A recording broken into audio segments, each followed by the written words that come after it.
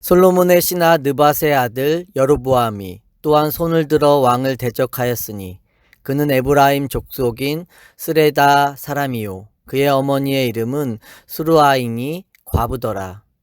그가 손을 들어 왕을 대적하는 까닭은 이러하니라.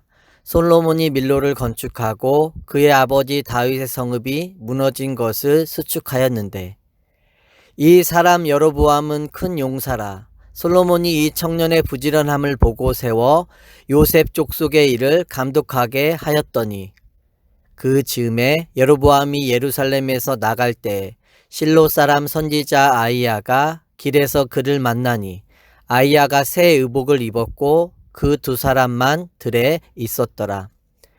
아이야가 자기가 입은 새 옷을 잡아 12조각을 찢고 여로보암에게 이르되 너는 10조각을 가지라. 이스라엘의 하나님 여호와의 말씀이 내가 이 나라를 솔로몬의 손에서 찢어 빼앗아 10지파를 내게 주고 오직 내 종 다윗을 위하여 이스라엘 모든 지파 중에서 택한 성읍 예루살렘을 위하여 한 지파를 솔로몬에게 주리니 이는 그들이 나를 버리고 시돈 사람의 여신 아스타롯과 모압의 신 그모스와 암몬 자손의 신 밀곰을 경배하며 그의 아버지 다윗이 행함 같지 아니하여 내 길로 행하지 아니하며 나 보기에 정직한 일과 내 법도와 내 율례를 행하지 아니함이니라.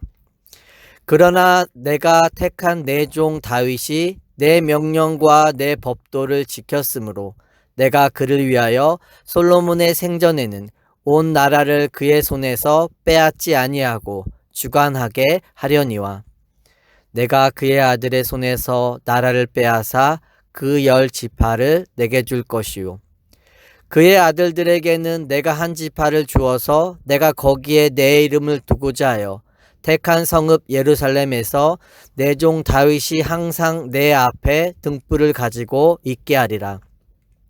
내가 너를 취하리니 너는 내 마음에 원하는 대로 다스려 이스라엘 위에 왕이 되되 내가 만일 내가 명령한 모든 일에 순종하고 내 길로 행하며 내 눈에 합당한 일을 하며 내 종 다윗의 행함같이 내 율례와 명령을 지키면 내가 너와 함께 있어 내가 다윗을 위하여 세운 것 같이 너를 위하여 견고한 집을 세우고 이스라엘을 내게 주리라. 내가 이로 말미암아 다윗의 자손을 괴롭게 할 것이나 영원히 하지는 아니하리라 하셨느니라 한지라. 이러므로 솔로몬이 여로보암을 죽이려 하매 여로보암이 일어나 애굽으로 도망하여 애굽 왕 시삭에게 이르러 솔로몬이 죽기까지 애굽에 있으니라. 솔로몬의 남은 사적과 그의 행한 모든 일과 그의 지혜는 솔로몬의 실록에 기록되지 아니하였느냐. 솔로몬이 예루살렘에서 온 이스라엘을 다스린 날수가 40년이라. 솔로몬이 그의 조상들과 함께 잠에 그의 아버지 다윗의 성읍에 장사되고 그의 아들 르호보암이 대신하여 왕이 되니라. 아멘. 오늘의 본문은 하나님이 다윗을 사랑하셔서 솔로몬의 때에 이스라엘을 나누지 않을 것이지만 그 아들의 때에는 이스라엘이 남과 북으로 나누어지게 될 것을 말씀해주고 있습니다. 사무엘하 11장에 보면 다윗이 밧세바를 범함으로 처절하게 무너지는 장면이 나옵니다. 다윗이 밧세바를 범한 죄를 덮기 위해 계속해서 사람을 보내자 하나님은 다윗의 죄를 깨닫게 하기 위해 하나님 편에서 사람을 보내셔서 그의 죄를 깨닫게 하십니다. 그리고 열왕기상 11장에는 다윗의 아들 솔로몬이 이방 여인을 취하고 우상을 숭배함으로 인해 무너지는 장면을 보여주고 있습니다. 다윗과 솔로몬 모두 인생의 절정기에 무너졌지만 다윗은 돌이킴으로 인해 내 마음에 합한 자라는 은혜를 입었지만 솔로몬은 역사의 무대에서 초라하게 사라집니다. 하나님이 2번씩이나 나타나 경고하셨음에도 그가 돌이키지 않았기 때문입니다. 26절 말씀을 보시면 열왕기 저자가 솔로몬이 아닌 그의 대적자가 된 여로보암에게 초점을 맞추어 소개하고 있습니다. 열왕기상 11장에는 솔로몬을 대적한 자들이 총 3명 나옵니다. 첫째는 14절에 보면 에돔 사람 하닷이 애굽에서 힘을 키워 솔로몬의 대적자로 등장합니다. 둘째는 23절에 나오는 르손이 솔로몬의 대적자로 등장을 하죠. 이 2명의 대적자는 외부에서 솔로몬을 대적했다면 여로보암은 내부에서 일어난 대적자입니다. 자, 그런데 내부의 대적자가 왜 등장하게 되었을까요? 29절에 보시면 그 즈음에 여로보암이 예루살렘에서 나갈 때 실로 사람 선지자 아이야가 길에서 그를 만나니 아이야가 새 의복을 입었고 그 2사람만 들에 있었더라. 여로보암이 우연히 길에서 선지자 아이야를 만난 것 같이 보입니다.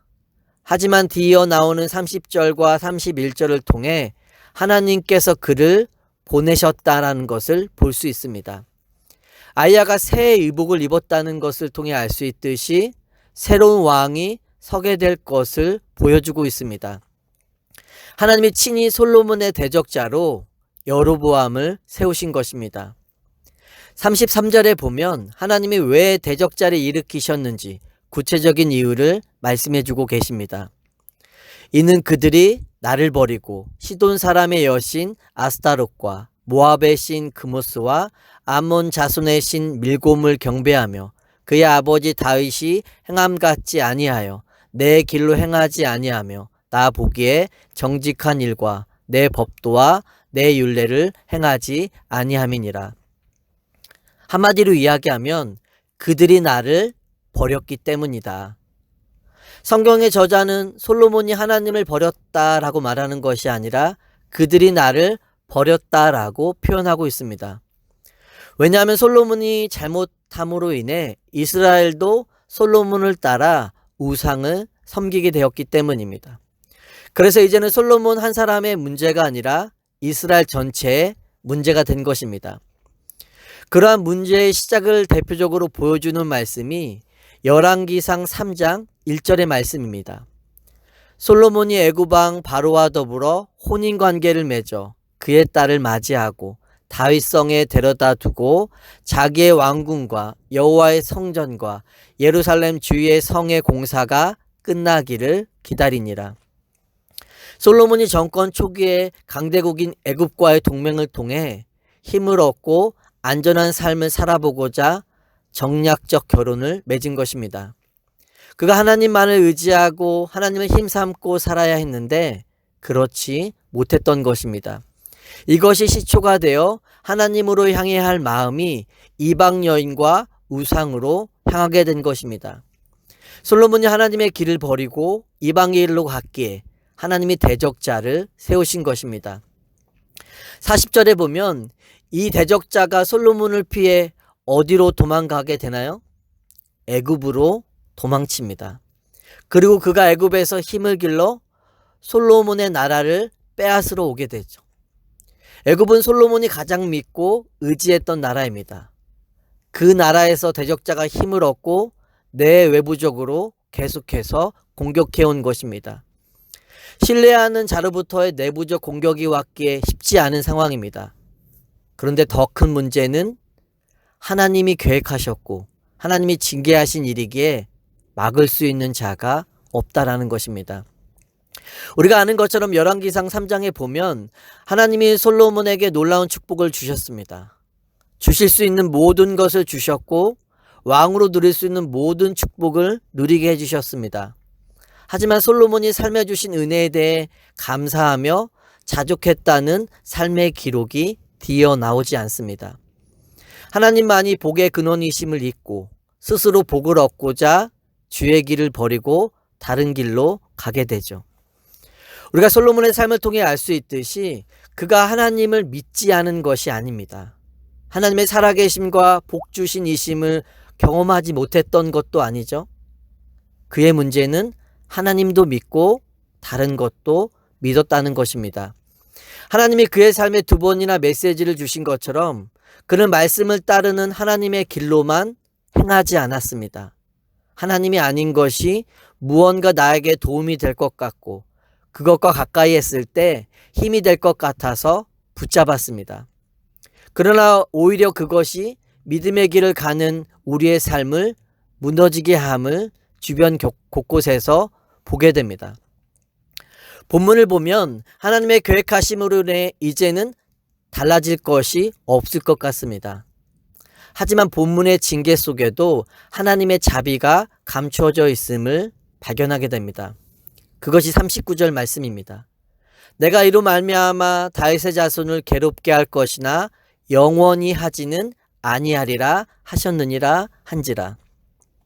이 말씀 속에 하나님이 솔로몬을 위해 왜 대적자를 세우셨는지를 알 수 있습니다. 잘못된 길로 가는 우리의 삶에 왜 고난을 허락하시는지를 깨달을 수 있는 은혜가 있습니다. 여러분, 믿는 자나 믿지 않는 자 동일하게 죄를 짓습니다. 그러나 그 죄에 대한 하나님의 판단과 마음은 다릅니다. 믿지 않는 자들의 죄는 하나님의 영원한 징계로 끝이 납니다. 그것을 대표적으로 잘 보여주는 것이 그들이 본성 그대로 제 원함대로 살도록 내버려 두시는 것입니다. 성경이 보여주는 가장 무서운 심판입니다.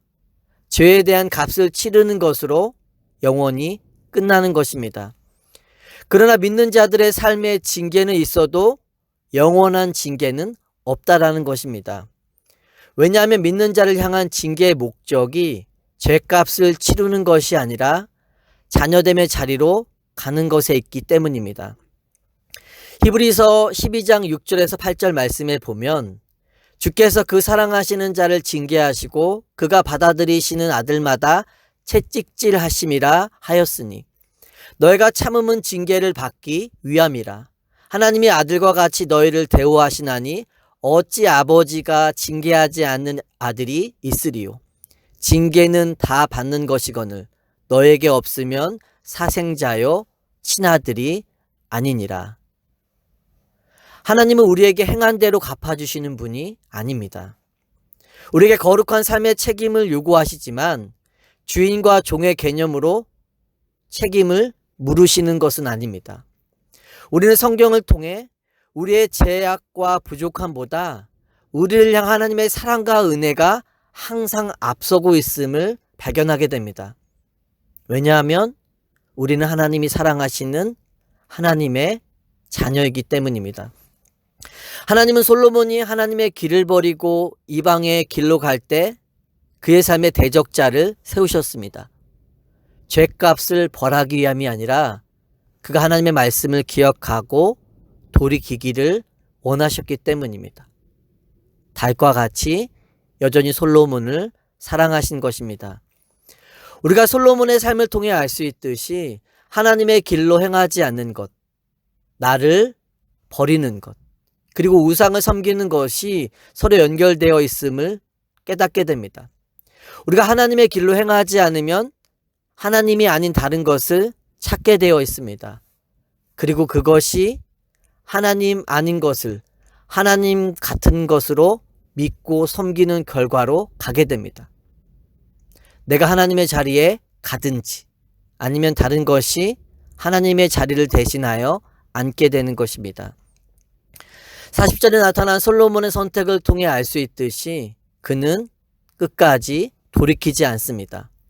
솔로몬은 이러한 상황들이 하나님의 경고를 듣지 않았던 자신의 선택에 대한 결과임을 알았을 것입니다. 솔로몬은 여로보암을 왕으로 세울 하나님의 뜻도 알았지만 하나님의 뜻을 받아들이지는 않습니다. 하나님의 뜻과 원함을 모르기 때문에 돌이키지 못한 것이 아닙니다. 자신의 원함대로 살고자 하는 마음이 더 컸기 때문입니다. 우리가 하나님 앞에서 얼마나 마음이 강팍한 자들인지를 깨닫게 되죠. 시편 51편 10절에 보면 다윗의 회개의 기도가 나옵니다. 하나님이여 내 속에 정한 마음을 창조하시고 내 안에 정직한 영을 새롭게 하소서.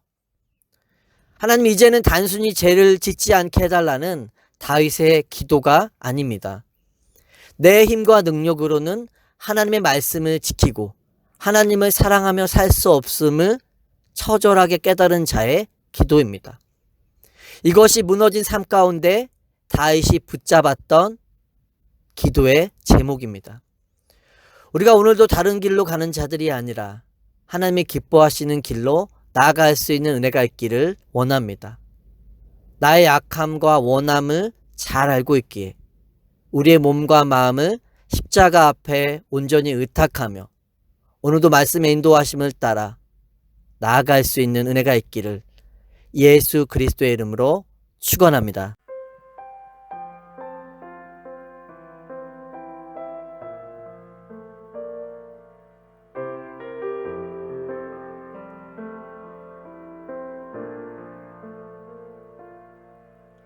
하나님의 부르심에는 후회하심이 없네. 내가 이 자리에 선 것도 주의 부르심이라. 하나님의 부르심에는 결코 실수가 없네. 나를 부르신 하나님의 신실하심을 믿네. 날 부르신 뜻 내 생각보다 크고 날 향한 계획 나의 지혜로 측량 못하나 가장 좋은 길로 가장 완전한 길로 오늘도 나 이끄신 믿네. 작은 나를 부르신 뜻을 나는 알 수 없지만 오직 감사와 순종으로 주의 길을 가리라. 때론 내가 연약해져도 주님 날 도우시니 주의 놀라운 그 계획을 나는 믿으며 살리. 날 부르신 뜻 내 생각보다 크고 날 향한 계획 나의 지혜로 측량 못하나 가장 좋은 길로 가장 완전한 길로 오늘도 나 이끄신 믿네.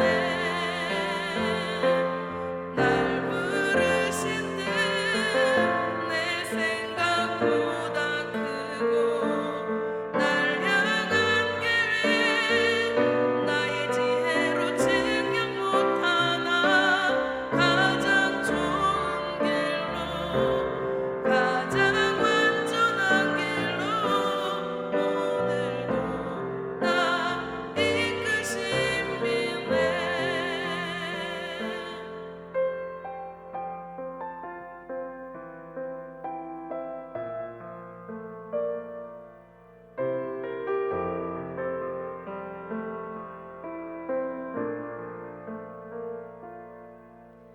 하나님의 부르심에는 후회하심이